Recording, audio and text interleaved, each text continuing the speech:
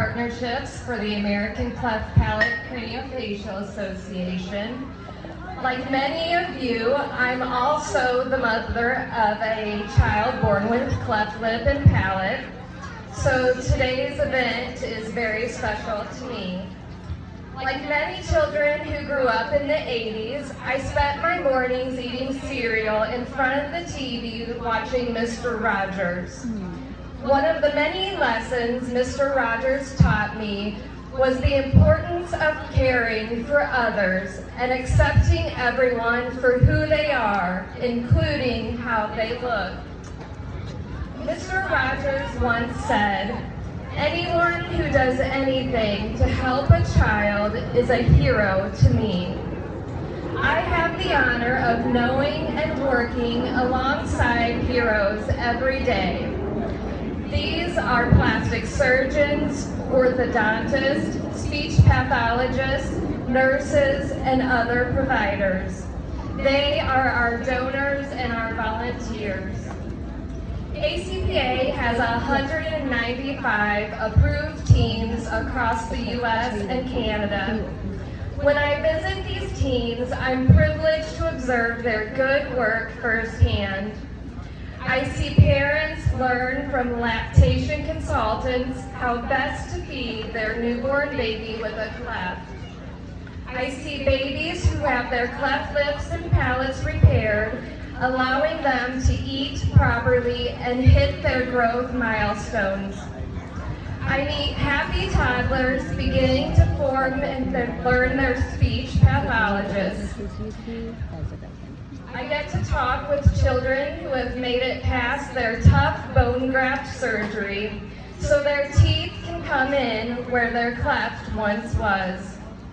I meet teens who have benefited from counseling as they grow and their facial appearance and confidence changes. I've met high school students facing their jaw surgery, which most hope will be their last surgical procedure.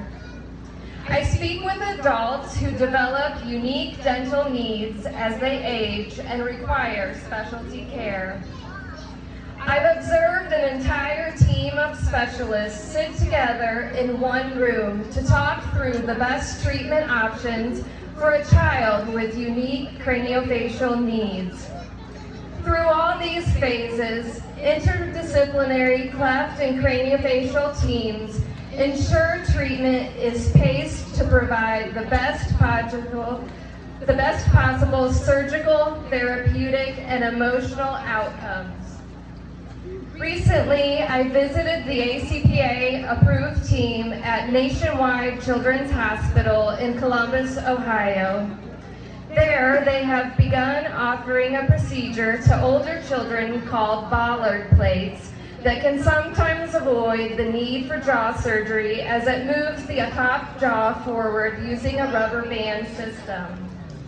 This procedure is just one example of the great work ACPA-approved teams are doing as a result of research and clinical innovations. Proceeds from the annual CleftStrong 5K support the cleft and craniofacial journeys I mentioned.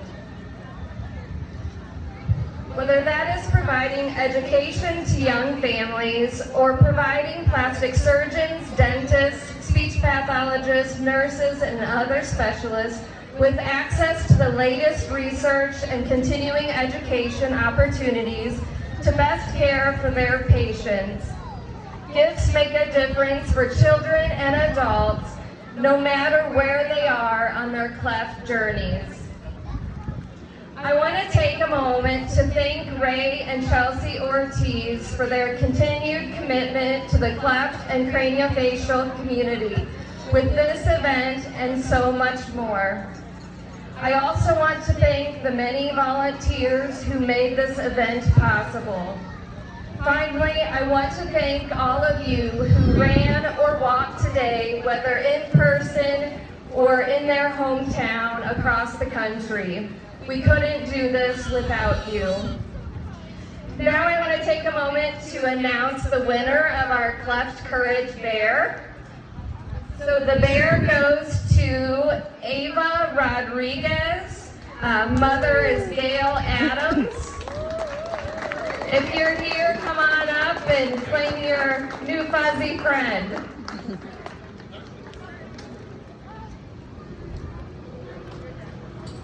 Is Ava Rodriguez and Gail Adams, are you still with us? Okay. She's coming. Yay!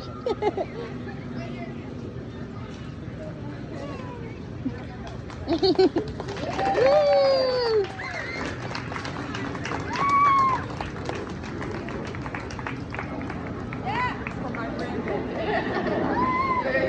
You're welcome.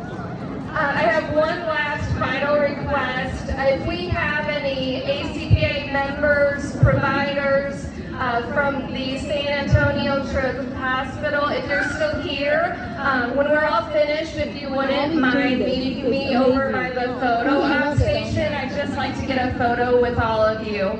Thank you.